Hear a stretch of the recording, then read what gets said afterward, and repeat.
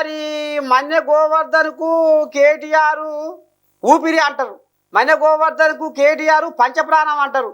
మరి మన్య గోవర్ధన్కు అసలు ఆస్తిపాస్తులే కేటీఆర్ అన్నంత దోస్తానము బాగా ఇమిడిపోయింది అనేది ఇప్పుడు జగన్ జరిగిన సత్యం.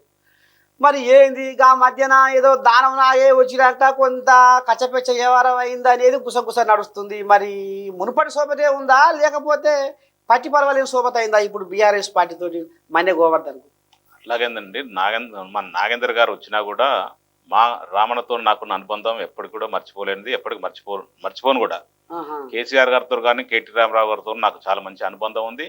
ఉద్యమ సమయంలో కూడా వాళ్ళ అడుగులో అడుగు వేసినా, వాళ్ళతో పాటు పనిచేసిన, వాళ్ళ దిశానిర్దేశంలో పనిచేసిన, ఉద్యమంలో పూర్తి స్థాయిలో పార్టీ కొరకు పనిచేసిన, తెలంగాణ కొరకు పనిచేసిన. సో మాకు ఎక్కడ కూడా ఎలాంటి ఇబ్బంది లేదు.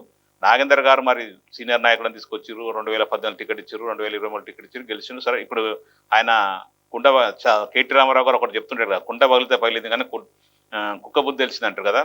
దానా నాగేందర్ లాంటి కుక్క బుద్ధి తెలిసిపోయింది. ఇప్పుడు ఎవరు ఎక్కడ పోతుంది, ఆయన అవసరం కొద్దీ వస్తుంటాడు పోతుంటాడు, ఆయన గురించి పెద్దగా మాట్లాడాల్సిన అవసరం లేదు. కానీ కేటీ రామారావు గారితో మాత్రం నాకు మంచి అనుబంధం ఉంది. మంచి నాకు కేటీ రామారావు గారు చాలా ఇష్టం, కేసీఆర్ గారు ఇష్టం. ఇప్పుడు ఇక్కడ ప్రజల పక్ష